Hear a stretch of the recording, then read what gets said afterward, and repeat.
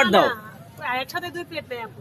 আপনার যে এই যে দুলাভাই মানে আচ্ছা, আপু দোকানদার জায়েদ খান হ্যাঁ। তার জন্য 2 প্লেট আছে, এই জিনিসটা কি আপনি বুঝতে পারেন নাই? হ্যাঁ বুঝতে পারছি, আমি জানি এটা সমস্যা কি। মানে সে যেখানে যায় সেখানে এই অবস্থাই, সেখানে যেখানে যায় সেখানে এরকমই সেম। আমি তার বাবুকে পাশে রাখে। জায়েদ বাবুর সাথে আমি একটু অভিমান করে আছি, এজন্য কিছু বলি না, কারণ ওর ফ্যান আর দেয়ালের মাথা মানে দেয়ালে মাথা ধোয়া কান্না করা একই কথা, কারণ ওর কোনো অনুভূতি নেই। ও বলতে পারতো যে তোমাকে অনেক থ্যাঙ্কস লিরা, তুমি আমার পাশে থেকো এবং তুমি আরো সুন্দর সুন্দর কথা আমাকে নিয়ে বলবা, আমি আরো দারুণ দারুণ কিছু মানে অ্যাক্টিং করব, একটা কথা আছে তাই না?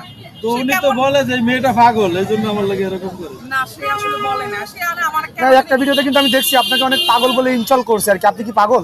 আপনার নাকি মাথার সমস্যা আর কি? কেউ কাউকে আসলে ভালোবেসে বলে।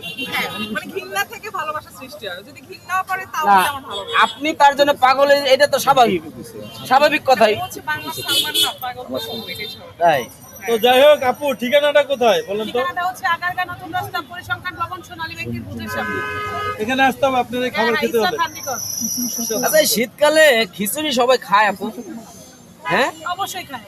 আর এই লেটকা খিচুড়ি আগারগাঁয়ে আমি প্রথম নিয়ে আসছি। আর বলেন যে খিচুড়ি মানে খাবার পছন্দ মানুষের। খিচুড়ি কেন খাবে না? আমার এই খিচুড়িটা হচ্ছে স্পেশাল বোম্বাই মরিচের লেটকা খিচুড়ি। এত পরিমাণ টেস্ট, আসলে আমার গল্প যদি আমি করি, আমার দোল আমি পিটাইলে হবে না।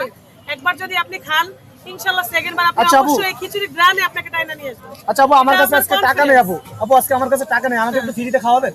আপনার চেহারা দেখে ভাই মনে হচ্ছে না যে আপনার কাছে টাকা আমার নেই। কাছে টাকা নেই, সিরিয়াসলি। ভাই আপনার চেহারা দেখে মনে হচ্ছে না আপনার কাছে টাকা নেই। আচ্ছা আপু, আপনি বলেন তো, আমার চেহারা দেখে মনে হচ্ছে না আমার কাছে টাকা নেই?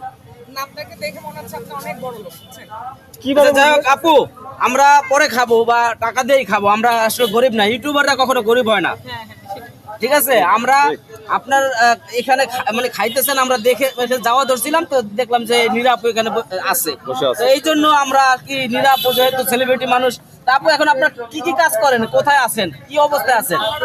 আমি 8 তারিখ আর 9 তারিখে আমার বেশ কিছু নাটকের শিডিউল করেছি আলহামদুলিল্লাহ, আর এই মাসে আমি একটা হচ্ছে ইন্স্যুরেন্স কোম্পানির একটা বিজ্ঞাপন করলাম। জন্য 100 টাকা।